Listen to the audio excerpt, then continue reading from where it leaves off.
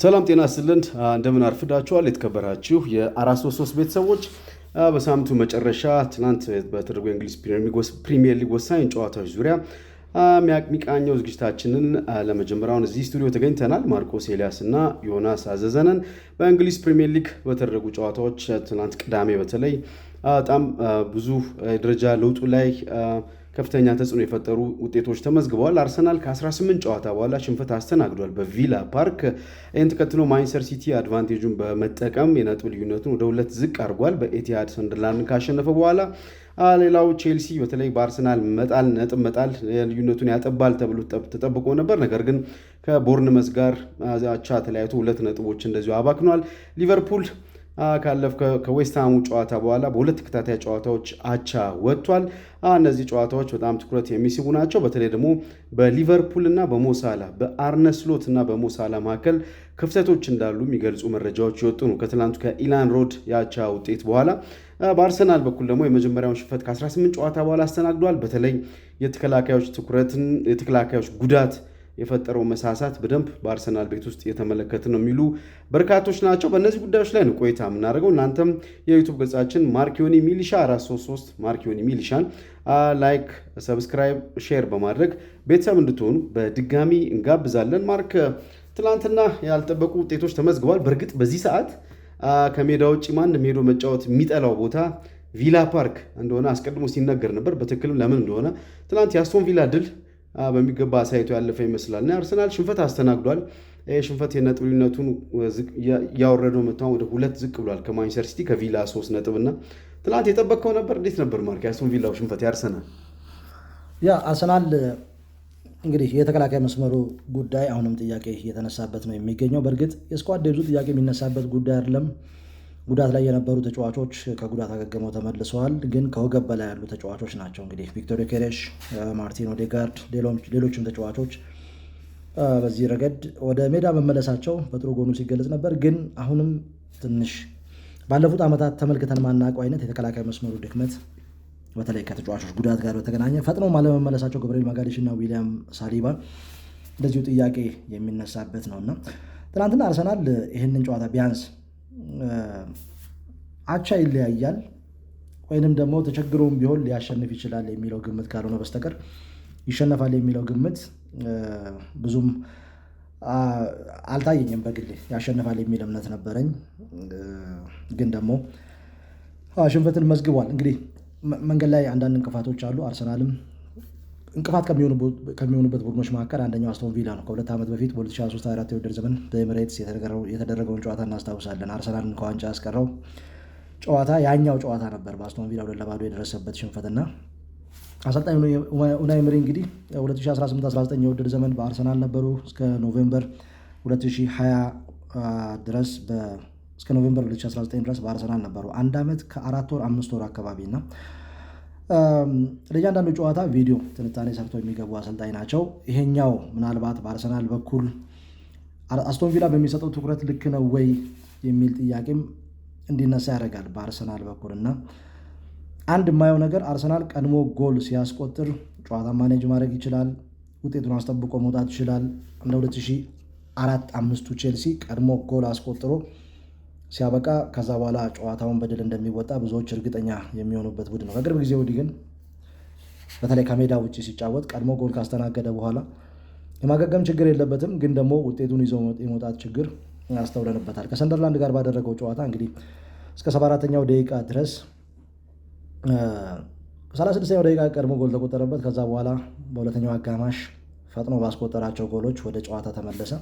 በኋላ ላይ ግን ተጨማሪ ጎሎችን አስቆጥሮ ወይም ውጤቱን አስጠብቆ ይወጣል ሲባል በመጨረሻው ሰዓት ላይ ነው ጎል የተቆጠረበት። ትናንትና የሚሆነው ነገር ይሄ ነው። እንግዲህ ቀድሞ ጎል ተቆጠረበት። ማቲ ካሽ 3ኛ የውድድር ዘመን የሊግ ጎሉ ነው። ባለፉት 3 ዓመታት ካስቆጠረው ጎል ጋር ተስተካክሏል። ዘንድሮ ብቻ ባስቆጠራቸው 3 ጎሎች። ከዛ በኋላ ተቀይሮ የገባው ሊያንድሮ ትሮሳር ሌላ በጎ ዜና ነው። የእሱን ተቀይሮ መግባት ጎል አስቆጠረም፣ ወደ ጨዋታው ተመለሰ። ብዙዎች አርሰናል ቀጣይ ጎል አስቆጥሮ ጨዋታውን በድል ይወጣል የሚል ነው። ግን ባልተለመደ ሁኔታ በመጨረሻው ደቂቃ ላይ ጎል አስተናግዷል። ለሁለተኛ ጊዜ 1 ወር ባልሞላ ጊዜ ውስጥ በመጨረሻው ደቂቃ በተቆጠረበት ጎል ነጥብ ጥሏል። ትናንትና ደግሞ ሽንፈት የገጠመው ለመጨረሻ ጊዜ እንግዲህ የተሸነፈው ኦገስት መጨረሻ ላይ ነው በሊቨርፑል 1-0 በሆነ ውጤት። ከዛ በኋላ 18 ጨዋታዎችን ጠብቋል፣ አልተሸነፈም። ጥሩ ጉዞ ነው እያደረገ የነበረው። ግን ትናንትና ቢያንስ ሚኬል አርቴታ ሁልጊዜ የሚናገረው አንድ ነገር አለ፣ ማሸነፍ ካልቻልክ አትሸነፍ የሚልና በሁለተኛው አጋማሽ ያንን ጎል ካስቆጠረ በኋላ ወደ ጨዋታው ሞመንተም የተመለሰ ይመስል ነበር። በኋላ ላይ ግን በአስቶን ቪላ ብልጫ ተወስዶበታል። ያንን ሲያቅ ይሄ በርካታ ጎል ሲቆጠርብህ ተጨማሪ ጎል እንዳይቆጠርብህ ዴንጀር ሊሚቱን መቀነስ እንደሚባለው ማሸነፍ ካልቻልክ አለመሸነፍ የተሻለው አማራጭ ነበር። ኳሱን ቢያንስ ውጤት አስጠብቆ ለመጫወት ውጤቱን አስጠብቆ ለመውጣት ነበር መጫወት የነበረበት። ያንን ነገር አልተመለከትንም በትናንትናው ጨዋታና የኤሜሊያኖ ቦንዲያ ተቀይሮ ነው የገባው አርጀንቲና ተጫዋች። ያችን ጎል ከማስቆጠሩ በፊት የነበረው የዲፌንሲቭ ኦርጋናይዜሽኑ የአርሰናል አይመስልም ስለ እውነት ለመናገር። ኤቲሃድ ላይ ከአንዳንድ በፊት ታስታውሳለህ ማርክ ከማንቸስተር ሲቲ 2-1 እየመራ እንዴት አይነት መከላከል መጨረሻ ላይ ተጨራረፈ ኳስ የተቆጠረው። አሁን በእርግጥ አዲስ የመከላከል ጥምረት ነው፣ ሞስኬራም ጭምር ተጎድቷል።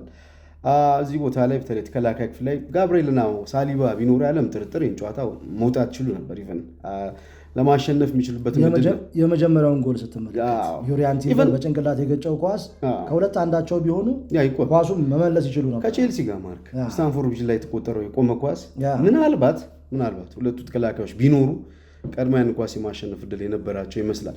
ሰንደርላንድ ላይ የቆመ ኳስ መከላከል አልቻሉም።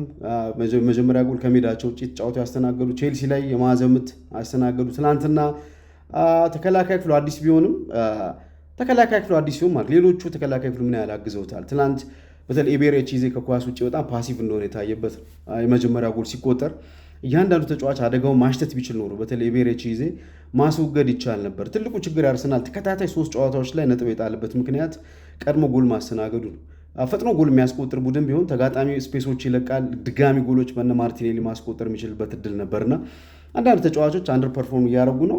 ትናንት የሚኬል ሜሪኖ ፕሮፋይል አይደል የጨዋታ የቪላ ፓርክ ጨዋታ ለሚኬል ሜሪኖ ሳይሆን ለቪክቶር ዮኬሬስ የሚሆን ነው ያለን ነበር። ምክንያቱም አስቶን ቪላ ብዙ ጊዜ የማጥቃት ኢኒሺዬቲቭ ይወስዳል፣ ፕሬስ ያደርጋል፣ ከጀርባ ስፔሶች አሉ። ሜሪኖ አብዛኛው ሳጥን ውስጥ ፖዚሽኒንጉ ጥሩ ነው፣ በአንድ ተች ጎል ያስቆጥራል፣ ሄዲንግ ላይ ጎበዝ ነው። ለሎ ብሎ በክሮስ ይደረጋል። ተጋጣሚን ማስከፈት ካልቻልክ በሚሻሙ ኳስ ጎል ታስቆጥራለህ። ትናንት ግን ሞር የዮኬሬስ ጨዋታ ይመስል ነበር የሚሉ አሉ።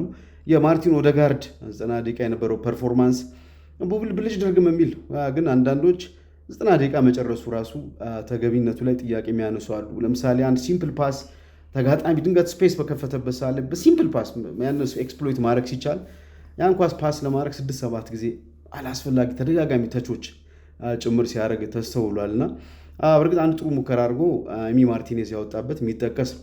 ከዛ ውጭ ግን ተከላካይ ክፍሉ አዲስ ቢሆንም እንደ ቡድን ግን ባለፈው ያነሳ ነው ነበር። ሁለቱም ተከላካዮች ባይኖሩ እንኳን ቡድኑ ከፊት ጀምሮ ጫና ፈጥሮ የሚከላከል ቡድን ነው፣ አደጋ ማሽተት የሚችል ቡድን ነው ስንል ነበር።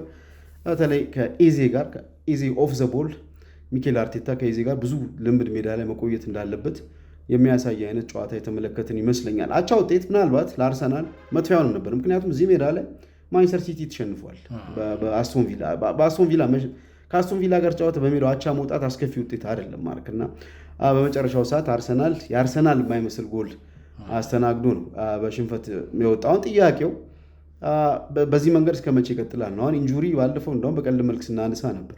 አንድሪያ ቤርታ የራሳቸውን ስኳድ እያጠናከሩ ነው፣ ስካውቲንግ ቲሙ ስኳድ ብዙ ጨምሯል እና አሁን ትልቁ ስራቸው ሜዲካል ዲፓርትመንቱ ላይ ለውጥ ማድረግ ነው ብለን እንደቀልድ ነበር ያነሳ ነው። ከዛ በኋላ እንኳን ስንት ተጫዋች ነው የተጎዱት። ሞስኬራ ብዙ ከባድ የማይመስል ዝላይ ዘሎ አወራረዱን በጣም ከባድ አደጋ የሚያስከትል የማይመስል አወራረድ ወርዶ ከባድ ጉዳት ነው ያስተናገዱ ከ6 ሳምንት ከ8 ሳምንት የሚያርቅ እና ጥያቄ የተነሳ ነው አርሰናል ሜዲካል ስታፍ ኢቨን ጉዳት ላይ ያሉት ተጫዋች ቶሎ ሪከቨር አድርገው እየመጡ አይደለም ሙሉ በሙሉ የሚሉ ጥያቄዎች አሉና ይሄ አልፏል።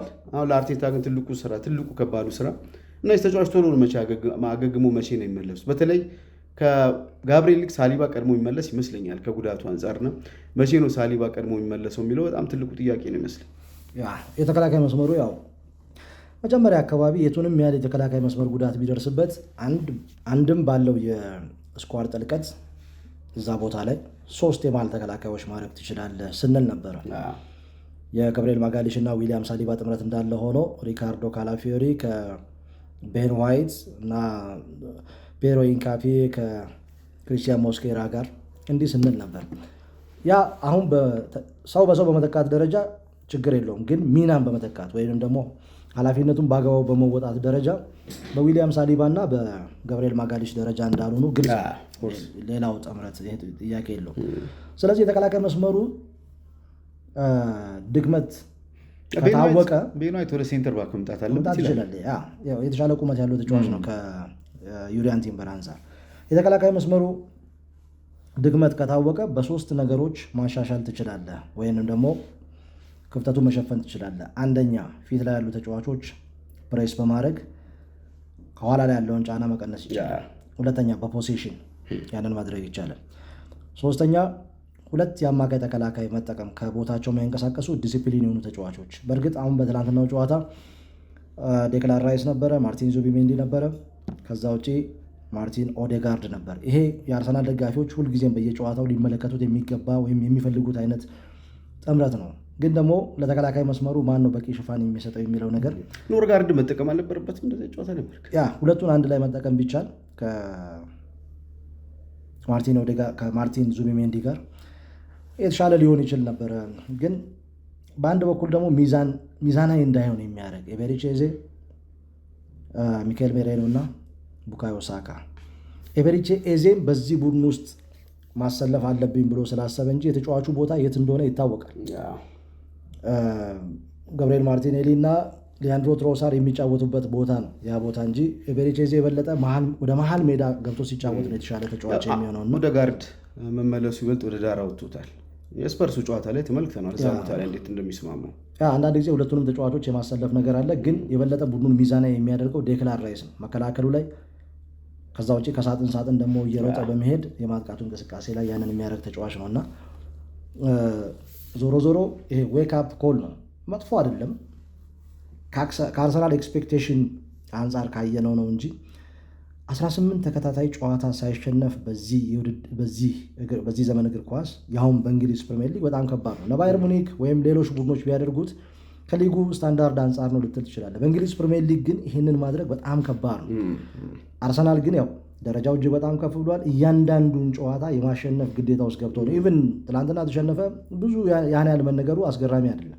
ከቼልሲ ጋር ባደረገው ጨዋታ 1-1 መለያየቱ እንደ ሽንፈት ነው የተቆጠረው። ከሰንደርላንድ ጋር ባለቀ ሰዓት ጎል አስተናግዶ 2-2 መለያየቱ እንደ ሽንፈት ነው የተቆጠረው።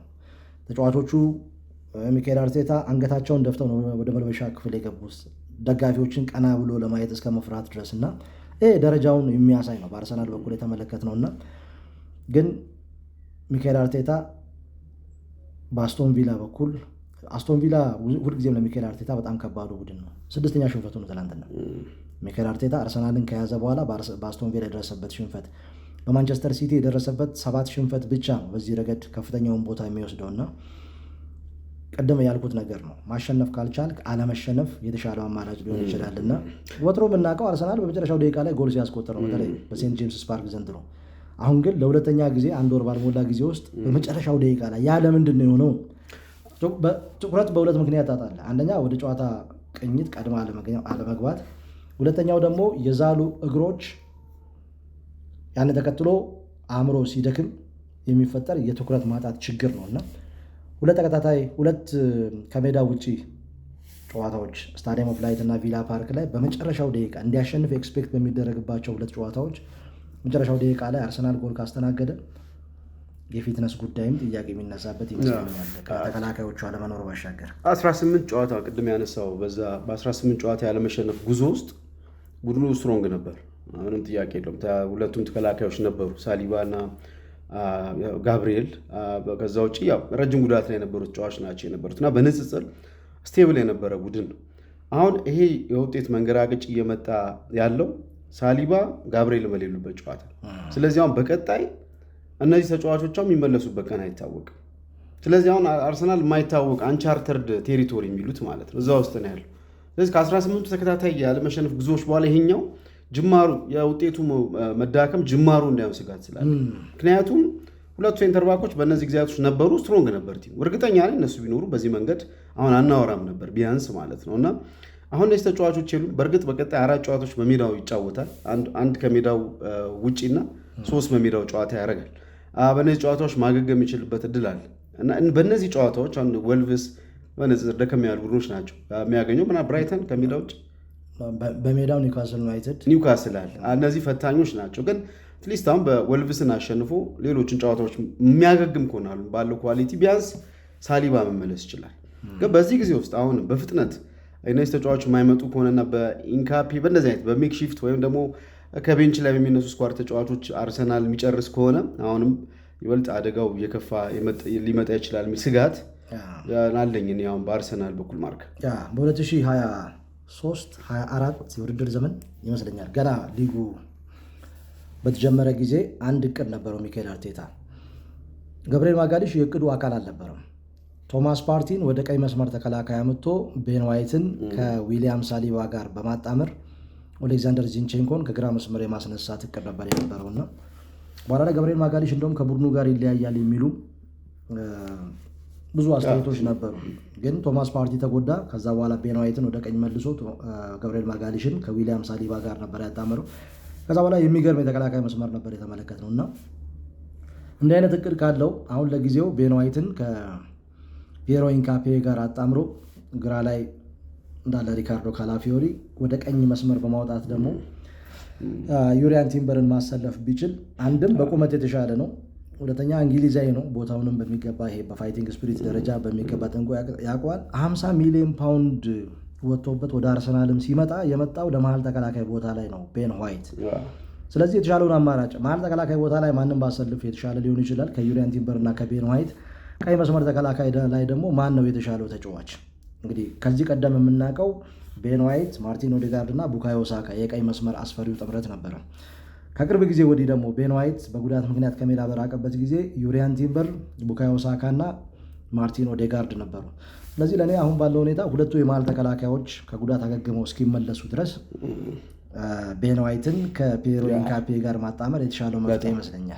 በጣም ትልቅ ውሳኔ የሚጠበቅበት ሚኬል አርቴታ አሁን የ2 ነጥብ ልዩነት ነው ከሁለተኛው ማንቸስተር ሲቲ ጋር፣ ከሶስተኛው አስቶን ቪላ ጋር 3 ነጥብ ነው። ከዛ ውጪ ከቼልሲ ማጥበብ አልቻልም። አሁን 8 ነጥብ። ሊቨርፑል ደግሞ ከአርሰናል ጋር ያለውን ልዩነት ወደ 10 ነጥብ ነው ዝቅ ያደረጉትና አሁንም አርሰናል ሁሉም ነገር በእጁ ያለ ይመስላል። የዋንጫ ፉክሩ አስቶን ቪላ ተቀላቅሏል። ምናልባት ከሌስተር ሲቲ በኋላ ሳይጠበቅ እዚህ ቦታ ላይ የሆነ አይምሬ ቡድን አንዳንዴ ሲነሳበት ደግሞ ተከታታይ ጨዋታዎችን ነጥብ የሚጥልበት ጊዜ አለ። ዘንድሮ አጀማመራቸውን ካየ 5 ጨዋታ በጣም መጥፎ አጀማመር ነበር። እንዳውም የመሸነፍ በአሰልጣኙ ስንብት አወራራጆች ኡናይ ኤምሪ ቀዳሚ ነበር ያደረጉት። ግን ቡድኑን ድጋሚ ወደ ድል የመለሱበት ኳሊቲ እኛ አሰልጣኝ በጣም ለየት ያደርጋቸዋል። በዛ ላይ ለአርሰናል ፕሩቭ ማድረግ የሚፈልጉት ነገር እንዳለ በየጨዋታው ታያለ። በሌሎች ጨዋታዎች ላይ ማታይባቸውን የሴሌብሬሽን አርሰናል ላይ ጎል ሲያስቆጥሩ የምታየው ነው። በጣም ቶፕ አሰልጣኝ ናቸው። የአርሰናል ድክመት ብቻ ሳይሆን ማርክ የአስቶን ቪላ ጥንካሬ በዚህ ረገድ ጎልቶ የሚታይ ይመስለኛል። አሁን 2 ነጥብ ማንቸስተር ሲቲ አንገት ስር መተንፈስ ጀምሯል። ትናንት በኢቲሃድ ሰንደርላንድ 3-0 አሸንፏል። ለየት የሚለው አሁን ማንቸስተር ሲቲ ያለ ኤርሊንግ ሃላንድ ጎሎች በደንብ ማሸነፍ ጀምሯል። በዚህ ሂደት በተለይ የፊል ፎደን በደንብ ስቴፕ አፕ አድርጎ መጥቷል። የዓለም ዋንጫ ዓመት ነው። እዚህ ቦታ ላይ ለቶማስ ቱኬል ፊል ፎደን ወይስ ጁድ ቤሊንጋም በጣም ፈተና የሆነባቸው ይመስላልና ያለ ሃላንድ ማንቸስተር ሲቲ በደንብ ያሸነፈ ነው። ክሊንሺት ጎሎች የተቆጠሩበት ነበር በተለይ በተከታታይ ጨዋታዎች እና ሰንደርላንድ ፈታኝ ቡድን ከመሆኑ አንጻር በመጠኑ ሊቸገር ይችላል የሚሉ ስጋቶች ነበሩ። ግን ትናንት 2 ተከላካዮች ጎል አስቆጥሯል። ሌላ ጥሩ ኃላፊነት መውሰድ የሚችሉ ከዛ ውጭ ደግሞ ፊል ፎደን ጎል አግብቷል። ጎል አልተቆጠረባቸውም። የነጥብ ልዩነቱን ወደ 2 ዝቅ አድርገዋል። ወደ ክሪስማስ እየተጠጋ ነው እና ለማንቸስተር ዩናይትድ ትርፋማ የሆነ እንደ አስቶን ቪላ ሁሉ ቀን ነበር ትናንት ማለት ይቻላል። ማንቸስተር ሲቲ እንግዲህ ትናንትና ነጥብ ሊጥል ይችላል የሚለው የብዙዎች ግምት ነበር። አንደኛ ወጥ የሆነ አቋም እያሳየ አይደለም። ፕላስ ሰንደርላንድ አሁን ያለበት ሁኔታ የትኛውንም ቡድን መፈተን ይችላል የሚል ነገር ይነሳል። ወደ አንፊልድ ተጉዞ ከሊቨርፑል ጋር እንግዲህ 1-1 መሆናቸው ውጤት ተለያይቷል። በመጨረሻው ደቂቃ ላይም ጎል ማስቆጠር የሚችልበት እድል ነበር። ክሊር ከት ቻንስ 1-1 ወይም በ1-1 ግንኙነት ግልጽ የጎል ማግባት እድል አግኝተው ያንን መጠቀም ካለመቻላቸው ጋር በተገናኘ ከዛ ውጪ 2 ተከታታይ ጨዋታ ከፉልሃም እና እንደዚሁም ከሌድስ ዩናይትድ ጋር ባደረገው ጨዋታ ቡድኑ እየመራ አንደኛውን 2-0 እየመራ 3-2 ያሸነፈበት፣ ሌላኛውን 5-1 እየመራ 5-4 በሆነ ውጤት ያሸነፈበትን ጨዋታ ከግምት ውስጥ ማስገባት ከወቅቱ የሰንደርላንድ አቋም በመነሳት ብዙዎች ማንቸስተር ሲቲ ነጥብ ሊጥል ይችላል ብለው ነበር። ግን ትናንትና ክሊንሺት ጠብቆ ወጥቷል። በአሳማኝ ብቃት ነው 3-0 በሆነ ውጤት ያሸነፈው። ፊል ፎደን 2፣ ከዛ ውጪ ሮድሪ ለኛን ጎል ያስቆጠረበት ጨዋታ ነበር እና ራያን ቼርኪ በራቦና የሰጠው ኳስ ድንቅ ኳስ እጅግ በጣም አስገራሚ ነው። እንዲህ አይነት ቅንጦት ደረጃ ላይ እንደደረሰ በትናንትናው ጨዋታ ላይ በትክክል ማሳያ ነው። ባለፉት 3 ጨዋታዎች 4 ጎል እና 1 አሲስት 2 ጎሎችን አስቆጥሯል። ሰንደርላንድ እና እንደዚሁም ደግሞ ፉልሃም ላይ ፊል ፎደን። ከዛ ውጭ በሊድስ ዩናይትድ ጨዋታ ለጎል የተመቻቸ ኳስ ማቀበል ችሏል እና የኤርሊንግ ብራውት ሃላንድ ጥገኛ ነው ከሚለው ስሜት አሁን ሙሉ ለሙሉ እየወጣ ነው። ተጫዋቹን ጎል ማስቆጠር አልቻለም።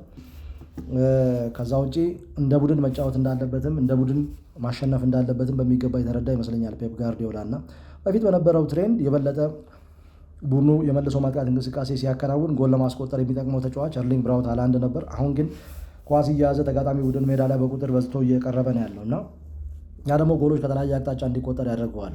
ሃላንድ ጎል አላስቆጠረም፣ ግን ደግሞ እሱ ጎል ያስቆጠራል በሚል በትንሹ 2 ወይም 3 ተጫዋቾች ወደሱ በሚሄዱበት ጊዜ ክፍት ስፔሶችን ሌሎች ተጫዋቾች ያገኛሉ እና ከመስመር ላይ በሚሻገሩ ኳሶች ብዙዎች ትኩረት የሚያደርጉት እርሱ ላይ ነው። መሬት ለመሬት የሚመታ ኳሱ አየር ላይ የሚመታ ትኩረት የሚያደርጉት እሱ ላይ ነው እና ይሄ ደግሞ ለነ ፊል ፎደን እጅግ በጣም ጠቃሚ አድርጎታል እና ከጨዋታው መጠናቀቅ በኋላ ራያን ቼርኪ የሰጠው አስተያየት ትኩረትን ይስባል እና የጨዋታው ኮከብም ተብሎ ተሸልሟል። ከዚህ በኋላ የኔ ስራ ኤርሊንግ ብራውት ሃላንድ ለፊል ፎደን እና ለኦማር ማርሙርሽ የተመቻቸ ኳሶችን ማቀበል ነው የሚል አስተያየትን ሰጥቷል እና የበለጠ እንደ ቡድን አሁን ማንቸስተር ሲቲ እየተሰራ የቀደመውን ሲቲ እየመሰለ መጥቷል። አዲሱን ዳቪድ ሲልቫ የተመለከት ነው በራያን ቼርኪ እና በተለይ ሲዙን ወደ ወሳኝ ምዕራፍ የተሸጋገረ መሆኑን ስትመለከት ማንቸስተር ሲቲ በዚህ ወቅት በአንድ ተጫዋች ዲፔንደንት ሳይሆን እንደ ቡድን ከተለያዩ አቅጣጫዎች ጎል ማስቆጠሩ ጥሩ ነው። ግን አሁንም በመከላከል ሶሊዲቲው ላይ ጥያቄ የሚያነሱ አሉ። እንዳልከው አሁን ይበልጥ ኳሳውን ይበልጥ መቆጣጠር ሲጀምር ለተጋጣሚ ቶሎ ኳስ የሚሰጥ ቡድን አይመስልም። በዚህ ምክንያት ምናልባት ፔፕ ወደዚህ ወደ ቀድሞ ኮንትሮል መምጣት ያለበት ይመስላል። በየጨዋታው በርካታ ጎል ነው እንዴ! ፉልሃምን 5-4 ያሸነፈበት ጨዋታ እንደገና በሊድስ በስቃይ ነው 3-2 ያሸነፈበትና ሞር አሁን ከተርኖቨር ከሚያበዛው ይልቅ ይበልጥ ጌም ኮንትሮል የሚያደርገው አሁን ያልከው ወደ ሳጥን በጣም ጠጋ ብለው ይበልጥ በትዕግስት ድሎችን የሚፈጥሩ አይነት እንቅስቃሴዎችን እያየ መሆኑ ይበልጥ ለመከላከሉም ጥቅም ያለው ይመስለኛል። አሁን እንዳልከው ከተለያዩ አቅጣጫዎች ጎል ከማስቆጠርም በተጨማሪ ቶሎ ኳስ ለተጋጣሚ እየሰጡ ራሳቸውን ለጥቃት የማያጋልጡበት ነው እና ቀስ ያለ ፔፕ እንግዲህ ፎርሙላውን ለማግኘት እየሞከረ ይመስላል። አርሰናል ቶፕ በነበረባቸው ሰዓት ለዋንጫው ማንቸስተር ሲቲ ቶፕ ነበር። አንድ ዓመት አርሰናል ቢወርድ ማንቸስተር ሲቲ ወረደ። በዚህ መሀል ሾልኮ ሊቨርፑል ዋንጫ አነሳ። ዘንድሮ ግን ሊቨርፑል ያን ለማስከበር የሚያደርገው ጥረት በፍጹም የተሳካ አይደለም። በመጨረሻ ዝግጅታችን በተለይ ስሎት በፔሲቭ አይንዶቨን ከተሸነፉ በኋላ ቀጣይ ጨዋታዎች ዌስትሃም፣ ከዛ ሰንደርላንድ፣ ከዛ ደግሞ የሊድስ ዩናይትድ ጨዋታ ለእኛ አሰልጣኝ ወሳኝ ነበርን። ቢያንስ 7 ነጥብ ማግኘት አለባቸው ስራቸውን ላለማጣት የሚል ነገር አንስተናል። ከዛ 3 ነጥብ ያነሰ 4 ነጥብ ነው በእነዚህ ጨዋታዎች ያገኙት። በፐርፎርማንስ ደረጃ ስታነሳው ብዙ የሚያስመካ አይደለም። ተከላካይ ክፍል ላይ በጣም ችግሮች እንዳሉ ያየ ነው። ቫንዳይክንም ይጨምራል፣ ኮናቴን ብቻ አይደለም። ማጥቃት ፊት ላይ ሞሳላ ባለፉት 3 ጨዋታዎች ቤንች ከ3 ጨዋታዎች 45 ደቂቃ ብቻ ነው ማርኬት የተሰለፈው። ከዚህ ቀድሞ ሳጥን ውስጥ ኳሶች የሚነካው ጎል የሚያስቆጥረው ሞሳላ እያየን አይደል። ከዚህ ቀደም የመከላከል ስራ የለበትም ሞሳላ እና የመከላከል ስራ ባይኖርበትም ችግር የለም የሚያስብል የማጥቃት እንቅስቃሴ ነበር። ጎል ያስቆጥራል፣ አሲስት አምና በሁሉም ጨዋታ 34 ጎል 23 አሲስት። ሳጥን ውስጥ የሚነካቸው ኳስ ብዙ ናቸው። ለተጋጣሚ ፈተና ይሰጣል፣ ለሌሎች ክፍተቶችን ይተዋል። ከዛ ውጪ በጣም ፕሮዳክቲቭ ነበር። ያንን ማድረግ አልቻለም ዘንድሮ። መከላከሉን እያገዘ አይደለም። አሁን ወደ ቤንች ወርዷል። አሁን ትልቁ ጥያቄ አርነ ስሎትና የሊቨርፑል ጋብቻ መቼ ፍቺ ያገኛ የሚለው ብቻ ሳይሆን አሁን ደግሞ እየወጡ ያሉ ሪፖርቶች ሞሳላ ከሊቨርፑል የሚለቅበት ጊዜ እየተቃረበ መጥቷል። 2 ዓመት ኮንትራት ወደ 400,000 ፓውንድ ሳምንታዊ ደሞዝ ተሰጥቶታል በቅርብ ጊዜያት እና አሁን ግን ቤንች ከመሆኑ ጋር ተያይዞ የሰጠው ኢንተርቪው ትልቅ ቦምብ ሼል ይመስለኛል። ማድረግ በሊቨርፑል ውስጥ እኔ ስኬፕ ጎት እየሆንኩ ነው፣ ማምለጫ ምክንያት እየሆንኩ ነው ለዚህ ለቡድኑ ድክመት ላለበት ሜስ። በዛ ላይ ደግሞ እኔ ከዚህ ቡድን እንደወጣ የሚፈልጉ አሉ ብሏል። ማን እንደሆነ በስም አልገለጸም። ግን ከአርነ ስሎት ጋር ግን አሁን ችግር እንዳለና ሞሳላ መውጫ በሩን የተመለከተ ስለመሆኑ የሚገልጽ ኢንተርቪውን የሰጠው በፍጹም ደስተኛ ሊሆን እንደማይችል ግልጽ ነው። ቤንች ላይ መቀመጡ እንደዚህ አይነት ታላቅ ተጫዋች ማርክ በትክክለኛው ሰዓት ወደ ሌላ ክለብ አሻገር ካልሰጠ በኋላ ላይ መልበሻ ክፍል ላይ የፈጥረው ችግር ያለ ይመስላል እና ሞሳላ የክርስቲያኖ ያህል ባይሆንም ግን በጣም አነጋጋሪው ልክ ክርስቲያኖ የመጀመሪያው ከፒርስ ሞርጋን ጋር ያደረገው ኢንተርቪው ዓለምን ያነቃነቀው የዛሬ 3 ዓመት የዛን ያህል ባይሆንም አሁን የሞሳላ የሰጠው ኢንተርቪው ግን በሊቨርፑል አካባቢ ትልቅ መነቃነቅ የፈጠረ ይመስለኛል። አሳሳቢ ነው። በ2023/24 የውድድር ዘመን በዛ በዌስትሃም ዩናይትዱ ጨዋታ በሜዳው ጠርዝ ላይ ከአሰልጣኝ የርገን ክሎፕ ጋር የገባበት እሰጥ አገባ ነበር እና ያ በሊቨርፑል የነበረውን ችግር በሚገባ የሚያሳይ ነው። አሁንም በመልበሻ ክፍል ውስጥ ችግሮች እንዳሉ ሜዳ ላይ እየተመለከተን ያለው ነገር በሚገባ የሚገልጽ ነው። ከጨዋታው መጠናቀቅ በኋላ ትናንትናው ጨዋታ ቡድኑ አሸናፊ ሊሆን የሚችልበትን ጎል አስቆጥሮ የነበረው ዶሚኒክ ሶቦስላይ ከማመድ ሳላ ጋር በአንድ አጋጣሚ ሰላም ሲባባል ይስተዋላል እና ፊቱ ላይ የሚታዩ ስሜት በጣም ብዙ ነገሮችን የሚናገር አይነት ነው። እንግዲህ ትናንትና ቤንች ነው የነበረው ለሶስተኛ ተከታታይ ጊዜ። ለየት የሚያደርገው ደግሞ ተቀይሮ አልገባም 45 ደቂቃ በ3 ጨዋታ የተጫወቱ እና በመጀመሪያዎቹ 2 ጨዋታዎች ከዌስትሃም ዩናይትድ እና ከሰንደርላንድ ጋር ባደረገው ጨዋታ ከጠባቂ ወንበር ላይ ነበር ተነስቶ ሲጫወት የነበረው። የዌስትሃም ዩናይትዱ ጨዋታ ላይ ቤንች ሲሆን ከ53 ጨዋታዎች በኋላ ለመጀመሪያ ጊዜ ነበረ። በሁለት ተከታታይ ጨዋታዎች ደግሞ ተጠባቂ ወንበር ላይ ሲቀመጥ ለመጀመሪያ ጊዜ ነው። ይሄ የሁሉም ነገር ማብቂያ እየሆነ እንደመጣ በትክክል ማሳያ ነው እና ትናንትና ደግሞ ጭራሽ የመሰለፍ ዕድል አልተሰጠውም። አሁን በሳምንቱ አጋማሽ ከኢንተር ሚላን ጋር ጨዋታ አለው በሳን ሲሮ ጁሴፔ ሜአዛ ስታዲየም እና በዛ ጨዋታ ላይም ጭራሽ የቡድኑ ስኳድ አካል ሆኖ ላይሄድ ይችላል ወደ ጣሊያን የሚሉ መረጃዎች እየወጡ ነው የሚገኙት። የመጨረሻው ጨዋታ ወደ አፍሪካ ዋንጫ ከመሄዱ በፊት ከብራይተን ኤንድ ሆቭ አልቢዮን ጋር የሚከናወን ጨዋታ ነው። በዛ ጨዋታ ምናልባት ደጋፊው ሊሰናበት ይችላል፣ ያ ጨዋታ የመጨረሻው ሊሆን ይችላል የሚሉ መረጃዎች እየወጡ ነው ያሉት። በጥሩ ላይቆይ ስለመቆየቱም እኮ ዋስትና አልሰጠም። ሳውዲ አረቢያ እንግዲህ ቀጣይ 2034 የዓለም ዋንጫ አስተናጋጅ ናት። እንደ አምባሳደር አሁን ክሪስቲያኖ ሮናልዶ ነው እየተጠቀሙ ያሉት እንደ አምባሳደር፣ ሌላ ደግሞ እንደ አምባሳደር የሚጠቀሙበት ተጫዋች ይሆናል ተብሎ ነው የሚጠበቀው እና አይዊሽ ይሄ ነገር ሳይከሰት በክረምቱ የጫዋች ዝውውር ከነ ክብሩ ልክ አሰልጣኝ የርገን ክሎፕ ሲለቁ በለቀቁበት አይነት መልኩ ቢለቅ የተሻለ ሊሆን ይችል ነበር። እንግዲህ ሞሳላ ማርክ ሜዳ ላይ በተለይ አሁን ጥያቄ ሞሳላ ትራክ ባክ አያደርግም። ተከላካዩ በተቸገረበት ሰዓት ወርክ ሬቱ በተለይ በዲፌንሲቭ ትራንዚሽን ላይ ፑር ሳይሆን ነፃነት አለው የማጥቃት ከዚህ ቀደም ፕሮዳክቲቭ ነው። እዚህ ቦታ ላይ ጎሎች ያስቆጥራል፣ አሲስት ያደረገ ምንም ሞሳላ በየሲዝኑ ምንም አይቅሬታ አውት ፐርፎርም የሚያደርግ እንዳውም ያለፈው ዓመት በግሉ ምርጥ ብቃት ያሳለፈበት ዓመት ነው። ባሎን ዶር ጭምር ይገባዋል ሲባል የነበረበት ዓመት ነው። ዘንድሮ ኦኬ መከላከሉ እንደተለመደው ብዙ ችግር የለም። ማጥቃት ላይ ግን በጣም ብዙ ነገሮቹ ቀንሰዋል እና አጠቃላይ ይሄ ነገር እስኬፕ ጎቶኛለሁ ሲል ይሄ ቡድን እኔ ስለወረድኩ ብቻ አይደለም እንደ ቡድን ይሄ ቡድን ትልቅ ችግር አለበት የሚል እንደምታ ያለው ይመስለኛል። አርነ ስሎት ወደ 400 ሚሊዮን ከዛም በላይ ፓውንድ አወጥተው ቡድን ገንብተው ከወገብ በላይ ነው እንደውም ቡድን የገነቡት። ከወገብ በላይ ቶፕ ተጫዋች አመጡ ማለት ሞሳላ ሰፖርት አገኘ ማለት ነው። ግን በዛ ልክ ቡድኑ አልተዋሃደም። ሞሳላን ፕሮዳክቲቭ የሚያደርግ ከሌሎች ከመጡት ተጫዋች ጋር የሚያደርግ ሲስተም አሰልጣኝ መፍጠር አቅቷቸዋል። ስለዚህ ይሄ በሆነበት ሁኔታ የሞሳላ ስም ለምን ይነሳል የሚል ጥያቄ ይመስለኛል ግብፃዊ ያለው። እኔ ብዙ መጋራው ነገር ይኖረኛል። ምክንያቱም አጠቃላይ ሊቨርፑል ዘንድሮ ወርዷል እንደምታውቀው ኢቨን አብዛኞቹ ተጫዋቾች እና ይሄ ሁሉ ተጫዋች ማርክ በአንድ ክረምት አንድ ሲዝን ካለቀ በኋላ 2 ወር ነው አለ ያረፉት። በምን አይነት ታምር ነው እነዚህ ሁሉ ተጫዋች ወርደው የሚመጡት? ባለፈው ዓመት አይደል እንዴ በጣም ድንቅ ሆኖ የተመለከትናቸው። በአንድ ጊዜ ሁሉም ተጫዋቾች እንደዚህ ወርደው ሊመጡ አይችሉም። አንሌስ የሆነ ኮቺንግ ላይ አርነ ስሎት ላይ ጥያቄ የሚያስነሱ ነጥቦች እንዲኖሩ የሚያደርገው ይመስለኛል እንጂ በምንም ታምር በአንድ ጊዜ የሁሉም የሊቨርፑል ተጫዋች ሞሳላን ጨምሮ በዚህ ደረጃ ወርደው ሊመጡ አይችሉም።